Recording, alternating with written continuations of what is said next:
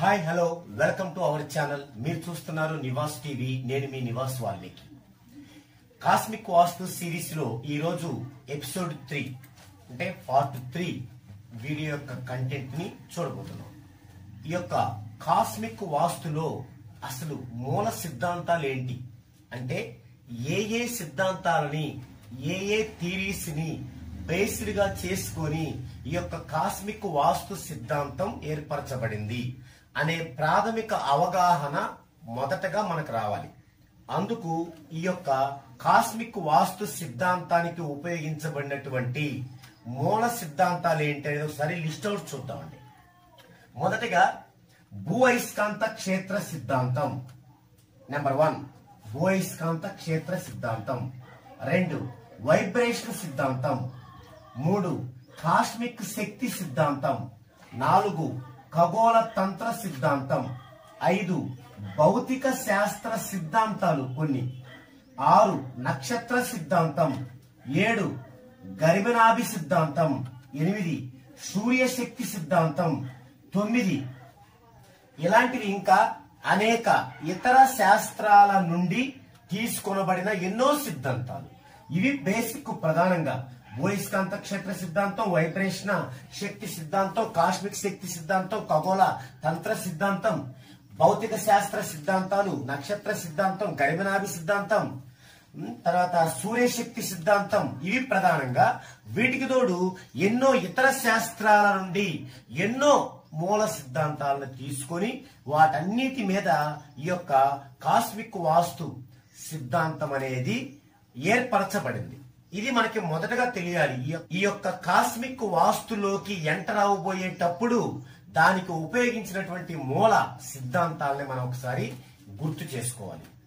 భూమికి ఒక బలమైన అయస్కాంత క్షేత్రం ఉంది. ఇది ఎంతవరకు వ్యాపించి ఉంటుంది అంటే భూమి నుండి 66,000 మైళ్ళ దూరం వ్యాపించి ఉంటుంది. అంటే 1,06,000 కిలోమీటర్ల వ్యాపించి ఉంటుంది. అంటే ఒక మైల్ అంటే 1.606 కిలోమీటర్లు సుమారుగా.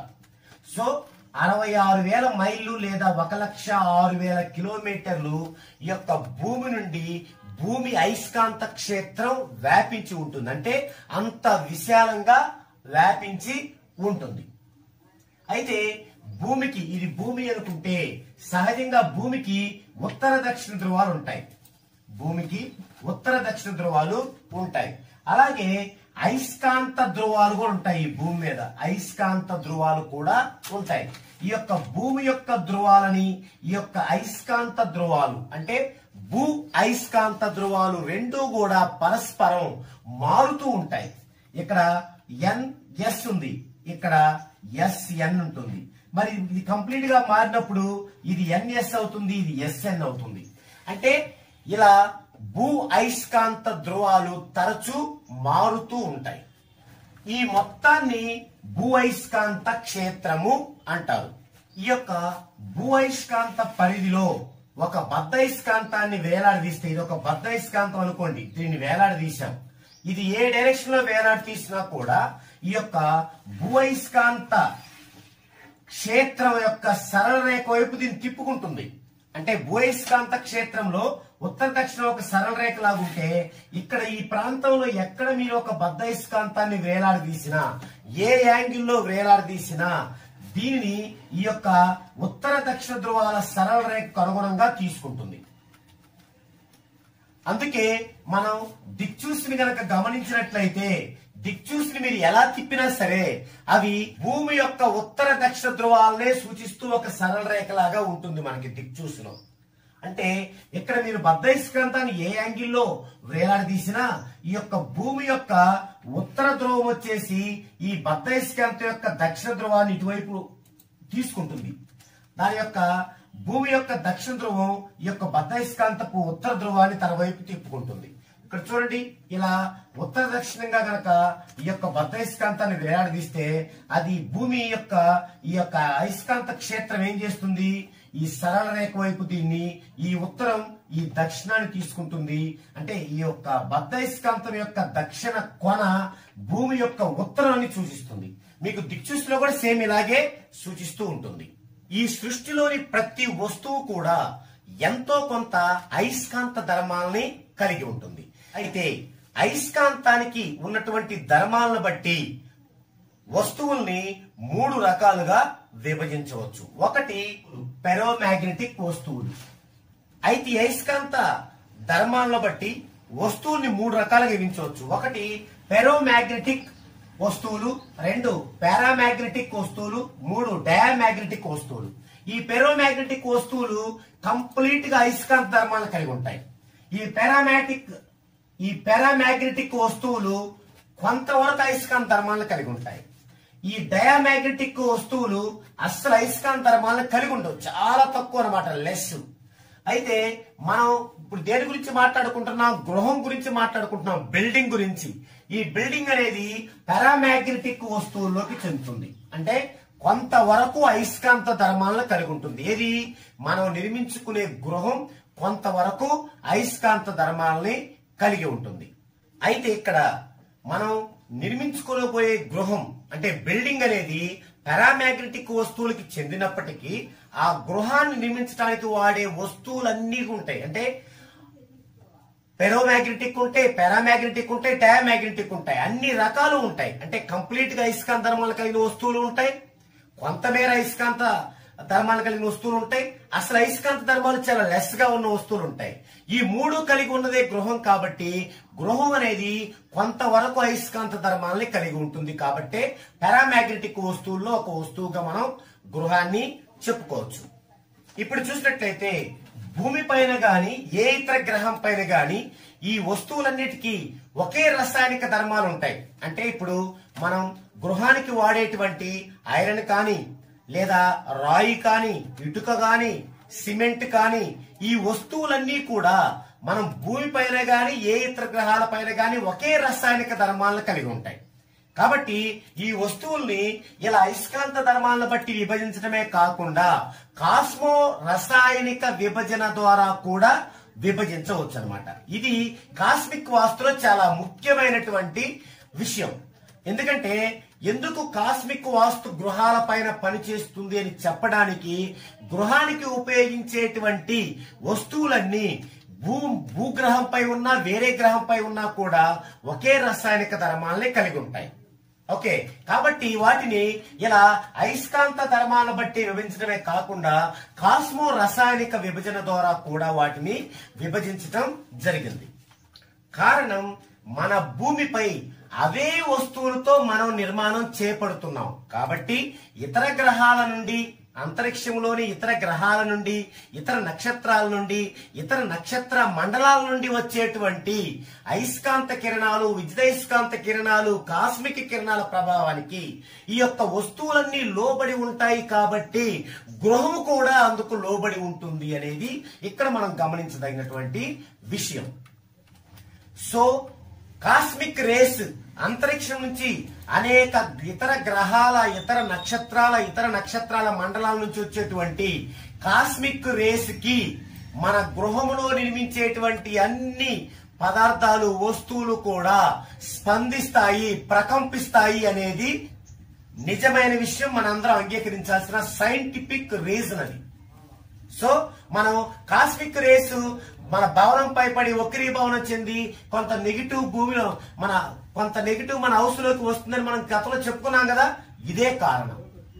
ఈ రీజన్ వల్లే మనకి ఆ సిద్ధాంతం అనేది రుజువు చూపిస్తుంది నిజమని.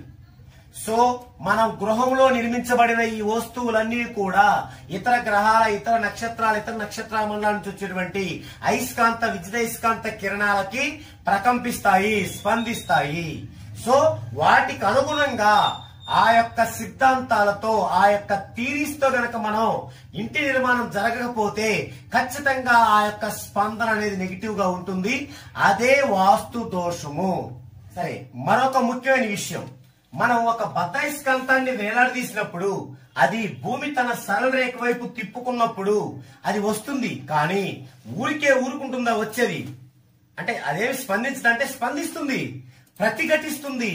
భూమి ఏమో దాన్ని లాక్కుంటుంది తన వైపుకి. ఎందుకంటే భూమి పెద్ద శక్తి వలయం కాబట్టి. మనం చెప్పుకున్నాం 66,000 మైళ్ళు విస్తరించి ఉంది భూ అయస్కాంత క్షేత్రం. మరి అంత ఉంది కాబట్టి మనం ఒక చిన్న, మనం ఎన్ని కిలోమీటర్లు బద్ధ అయస్కాంతం పెట్టా చిన్నదే కదా భూమికి, కాబట్టి దాని వైపు లాక్కుంటుంది, ఒప్పుకోదు, ప్రతిఘటిస్తూ ఉంటుంది అనమాట. ఈ ప్రతిఘటన శక్తిని రెసిస్టింగ్ పవర్ అంటారు. Resisting power.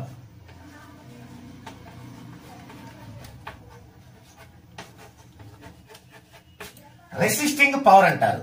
ఈ యొక్క రెసిస్టింగ్ పవర్ అంటే ప్రతిఘటన శక్తి అనేది దేనిపైన ఆధారపడి ఉంటుంది అంటే ఆ యొక్క బద్ధయస్కాంత వాల్యూమ్ పై ఆధారపడి ఉంటుంది.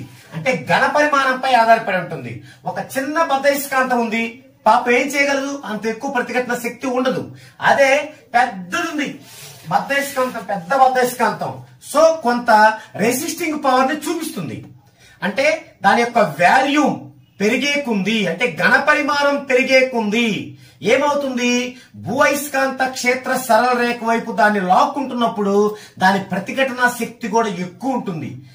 అది ఎలక తప్పదు, ఎందుకంటే భూ అయస్కాంత క్షేత్రం చాలా పెద్దది కాబట్టి. కానీ ఆ వెళ్లే టైంలో కొంత రెసిస్టింగ్ పవర్ ను కూడా అది చూపిస్తుంది. అది దేనిపై ఆధారపడి ఉంటుందంటే ఆ యొక్క బద్ధయస్కాంతం యొక్క వాల్యూమ్ పై, ఘన పరిమాణంపై ఆధారపడి ఉంటుంది. ఇంకా ఈ అయస్కాంతం, ఈ బద్ధయస్కాంతం యొక్క ఇంటెన్సిటీ ఆఫ్ మ్యాగ్నెటిజం పై కూడా ఆధారపడి ఉంటుంది. అంటే కేంద్రీకరణ శక్తి దానిపై కూడా ఆధారపడి ఉంటుంది.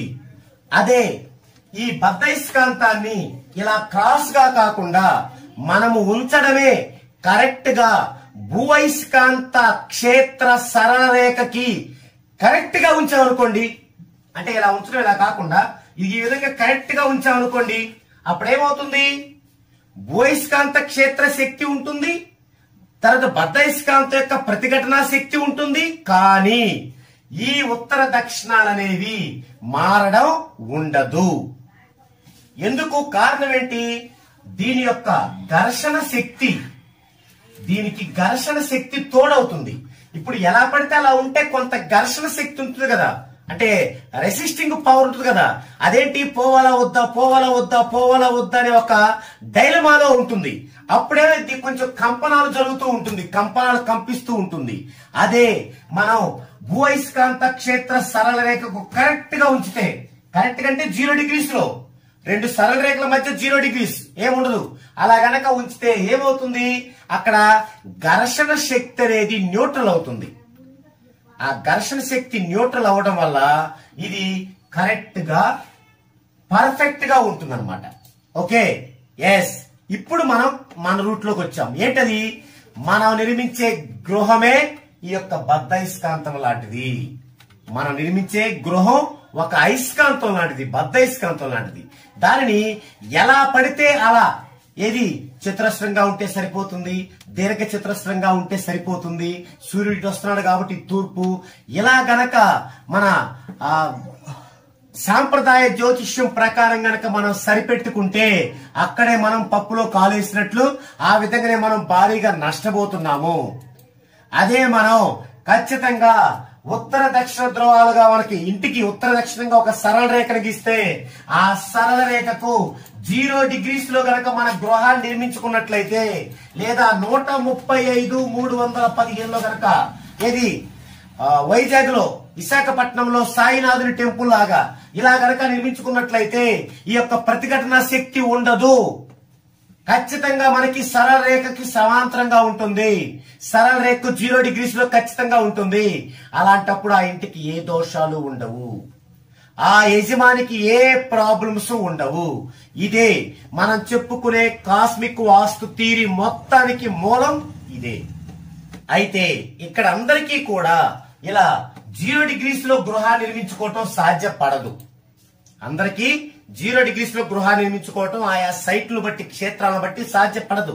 మరి అలాంటప్పుడు ఏం చేయాలి అంటే, ఇది ఒక గృహం ఒక బద్ధయస్కాంతం అనుకున్నాం కాబట్టి దీన్ని మనం భూమి పైన నిర్మించేటప్పుడు ఏం చేయాలి? ఒకటి, ఉత్తర దక్షిణంగా ఒక రేఖ గీసుకుంటే దానికి 0 degrees లో ఉండాలి. లేదంటే ఏమవుతుంది, అది ఆ గృహాన్ని ఆ సరళ రేఖ భూఅయస్కాంత క్షేత్ర సరళ రేఖ తన వైపు ఆకర్షించుకుంటున్నప్పుడు దీని నుంచి కొంత ప్రతిఘటన శక్తి వస్తుంది కదా, అయస్కాంతమే కాబట్టి ప్రతిఘటన శక్తి వస్తుంది కదా. వస్తున్నప్పుడు ఏమవుతుంది, ఈ భూమి యొక్క విద్యుదయస్కాంత క్షేత్ర సరళ రేఖకి దాని యొక్క ప్రతిఘటన శక్తికి మనం సమతుల్యం చేయాలి. ఆ సమతుల్యం చేయటానికి ఎంత వాల్యూమ్ కావాలి అంటే ఆ ఇల్లు ఎంత వాల్యూమ్ లో నిర్మించుకోవాలి, ఎంత ఘన పరిమాణంలో నిర్మించుకోవాలి. ఇదే మనం విస్మరిస్తున్న విషయం. మన యొక్క సాంప్రదాయక వాస్తు సిద్ధాంతం ప్రకారం ఏం చేస్తున్నాం మనం? టూకీగా ఎప్పుడో ఒక 100 సంవత్సరాల క్రితం అప్పటి కాలంలో ఉన్నటువంటి ఆ యొక్క కొద్ది జ్ఞానం ఉన్న మనుషులకి అర్థమయ్యేలా చెప్పిన మన పెద్దలు చెప్పిన ఆ సిద్ధాంతాలనే మనం ఇంకా పాటించడం వల్ల ఇది మిస్ అవుతున్నాం. ఏంటి?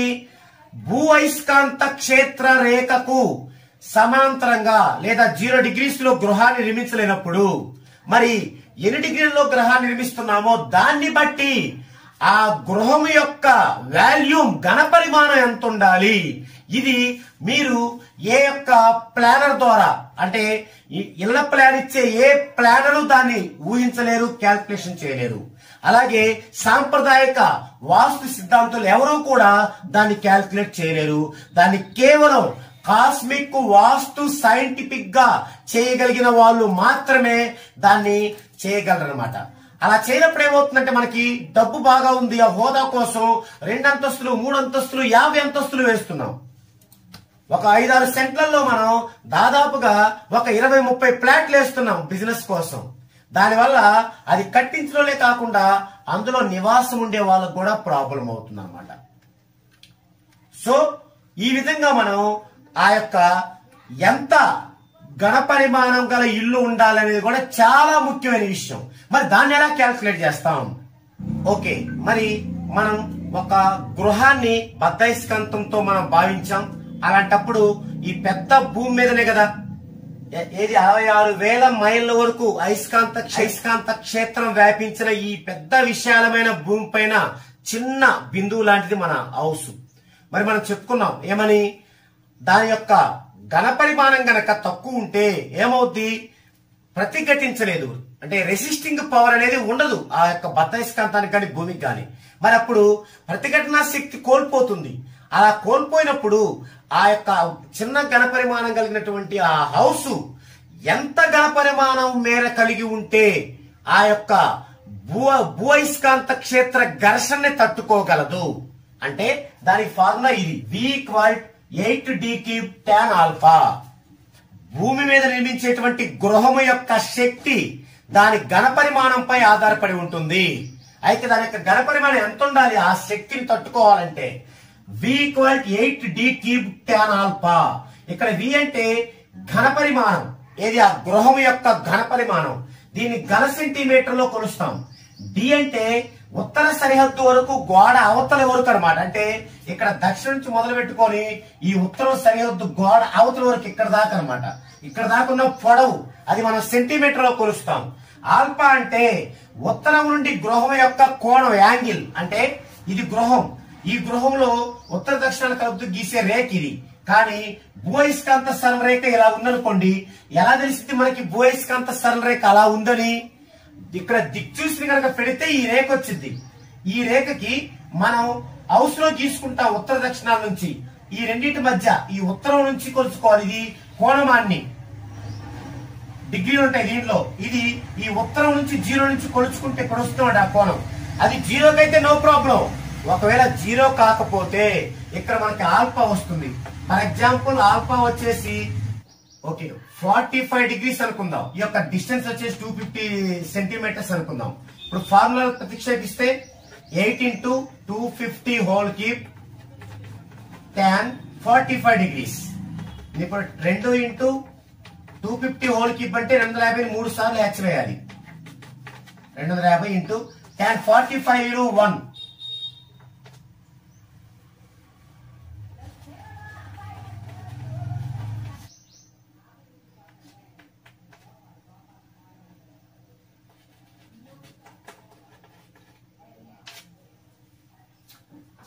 సో 12,50,00,000